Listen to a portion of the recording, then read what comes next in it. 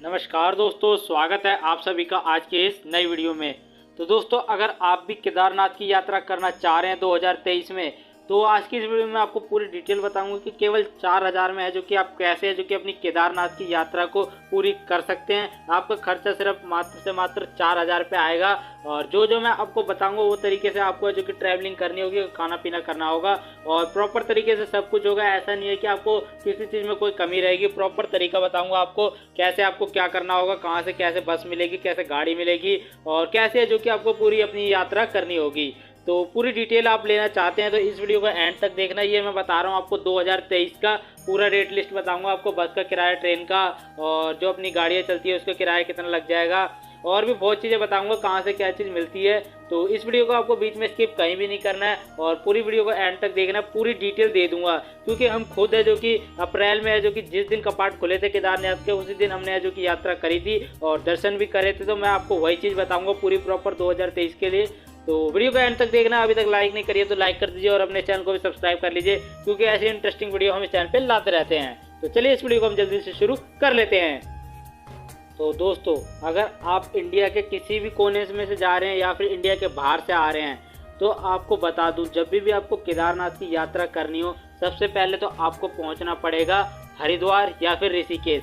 तो मैं आपको दिल्ली का रेट बताऊंगा क्योंकि मैं दिल्ली से गया था वहां तक, केदारनाथ तक, तो मेरे को उसकी पूरी डिटेल मिल चुकी है। तो मैं आपको वही डिटेल दूंगा कि आप जो कि 4000 में कैसे यात्रा कर सकते हैं दिल्ली से। ये मैंने सबके लिए बताया। अगर कोई वीडियो बाहर से भी देख रहा हो, इंडिया के या इंडिया के किसी की भी कोने में से देख रहा हो, यात्रा शुरू करनी है तो सबसे पहले आपको आना पड़ेगा हरिद्वार या फिर ऋषिकेश। दोनों में से किसी भी एक जगह पे आपको आ जाना है। तो अब बात करते हैं उन लोगों के लिए जो दिल्ली से जा रहे हैं। तो अगर आप दिल्ली से जा रहे हैं तो आप जो कि ISBT बस आनंद विहार या फिर कश्मीरी गेट से आप चाहो तो बस से जा सकते हो। बस का किराया मात्र है जो कि 300 रुपये लगता है, 300 या फिर 320 रुपये लगता है। आप हरिद्वार जा सकते हैं और ऋषिकेश जाते हैं तो 50-100 रुपये है जो कि एक्स्ट्रा लग जाएगा। तो आप जो कि दिल्ली से जा रहे हैं तो हरिद्वार चले जाइए, बेस्ट रहेगा, कोई प्रॉब्लम नहीं आएगी। ट्रेन से जाते हैं तो मात्र है जो कि आपका 190 या फिर 200 रुपये लगेगा। तो वो आप देख लेना, जो भी आप ट्रैवल में प्रेफर करते हो बस या ट्रेन, उससे है जो कि आपको हरिद्वार पहुंच जाना होगा। अब जो कि है, अगर आप एक बार हरिद्वार पहुंच गए तो उसके बाद जो कि आपको आगे ट्रेन से कि किसी तरीके की यात्रा करने का मौका नहीं मिलेगा। उसके बाद जो भी है जो कि आपको बस से ही करना पड़ेगा क्योंकि उसके बाद जो कि है जटिल चढ़ाइयाँ होती है, बड़ी बड़े पहाड़ होते हैं, तो उनमें कहाँ ट्रेन जाती है और कोई स्टेशन भी नहीं होता। तो वहाँ जो कि आपको बस से ही ट्रैवल करना पड़ेगा या फिर अपनी गाड़ी से जा रहे हो तो उसका अलग मैटर हो जाता है। तो बस का मैं आपको बता देता हूँ, हरिद्वार से जो कि आपको बस मिलेगी। अब बस आपको बता देता हूँ, वैसे तो आपको जाना सोनप्रयाग होता है, पर सोनप्रयाग की डायरेक्ट बस बहुत रेयर चांस में मिलती है। 10% चांस होता है 100 में से कि आपको जो कि सोनप्रयाग की डायरेक्ट बस मिल जाए। तो आपको जो कि हरिद्वार से है जो कि बसें चलती है, बहुत सारी बसें चलती हैं, रुद्रप्रयाग चले जाना है। रुद्रप्रयाग का किराया मात्र से मात्र 250 से 300 रुपये के बीच में होता है बस का किराया। वो आप देख लेना, 250 के 300 के बीच में ही होता है किराया। तो आप रुद्रप्रयाग उससे चले जाएंगे बस से, मात्र जो कि आपका 4 से 5 घंटा लगता है, रुद्रप्रयाग आप पहुंच जाएंगे। और रुद्रप्रयाग पहुंच के जो कि आप वहां पे जो कि आराम कर सकते हैं क्योंकि अगर आपको आगे ट्रैवल करना है तो रेस्ट बहुत ज़रूरी है। तो आप दिल्ली से हरिद्वार जाएंगे और फिर हरिद्वार से आप रुद्रप्रयाग जाएंगे।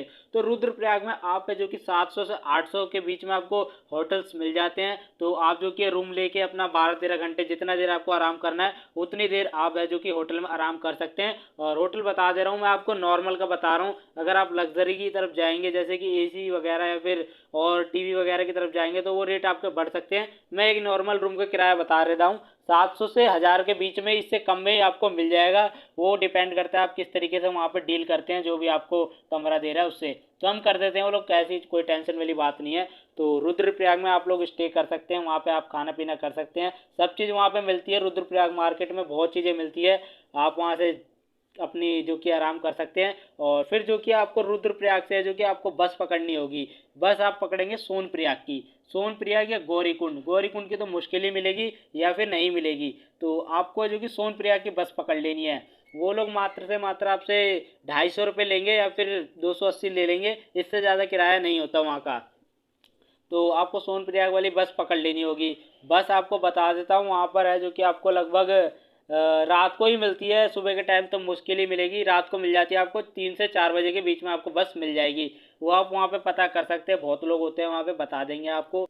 और अगर आप सोनप्रयाग पहुंच जाते हैं और मान के चलिए आप रात को जो कि 10 या 12 बजे सोनप्रयाग पहुंचते हैं, तो आप वहां पर 3-4 घंटे सो भी सकते हैं। डोरमेट्री लेके 200 रुपये या फिर 100 रुपये में आपको मिल जाती है और आप वहां आराम कर सकते हो। अब बता देता हूँ आपको चढ़ाई कितने बजे शुरू करनी होगी।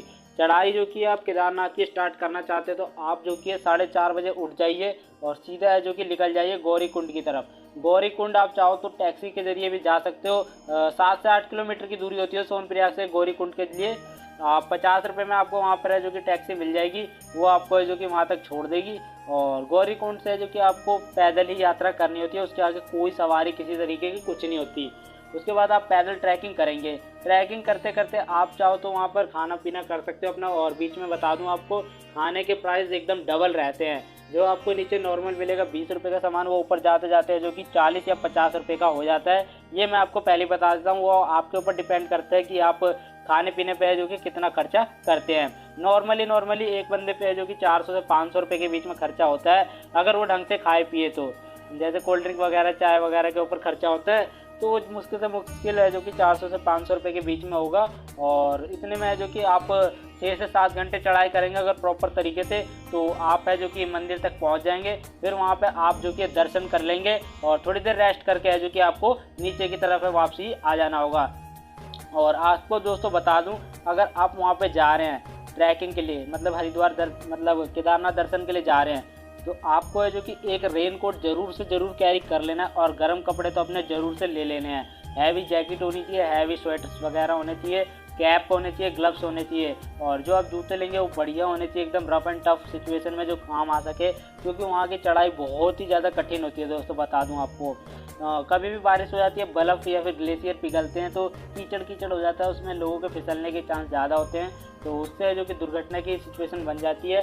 और इसीलिए जो कि आप अपना बढ़िया से तैयारी करके जाएँ, घर से बढ़िया शूज़, बढ़िया है जो कि गर्म कपड़े, मफलर, टोपी सब कुछ लेकर जाएँ। वहाँ पर बहुत ज़्यादा ठंड होती है रात को, बहुत ही ज़्यादा, तो ये सब तैयारी आप कर लें। और दोस्तों एक बात मैं आपको बता देता हूँ, इस जो 4000 के खर्चे में, वो मैंने जो कि आपका वहाँ पे रुकने का है जो कि खर्चा नहीं जोड़ा है, क्योंकि इस टाइम जो कि सीज़न का टाइम होता है, जैसे कि अप्रैल, मई, जून, ये टाइम हो जाए जो कि केदारनाथ में बहुत ज़्यादा लोग जाते हैं।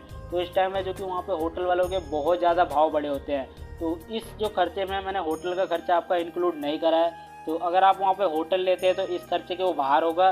फिर कहीं आप कमेंट में आके बोलो कि इतने खर्चे में हमारा नहीं हुआ, तो इस खर्चे में जो कि मैंने आपका ऊपर जो होटल का खर्चा आने वाला है या आपके रहने का खर्चा आने वाला है, वो मैंने इंक्लूड नहीं करा है। क्योंकि अगर आप पूरी तैयारी के साथ जाते हैं तो आप जो कि अपनी यात्रा करके है जो कि रात में ही उतरने की तैयारी भी कर सकते हो। और लगभग जो कि जितना आप चढ़ने में टाइम लगाओगे, उससे जो कि आधे से भी थोड़े कम में जो कि आप समय में नीचे आ जाओगे। और वही फिर से आपका 300-400 रुपये जो कि खाने पीने पे खर्च होगा और आराम से आप जो कि है गौरी कुंड तक आ जाएंगे।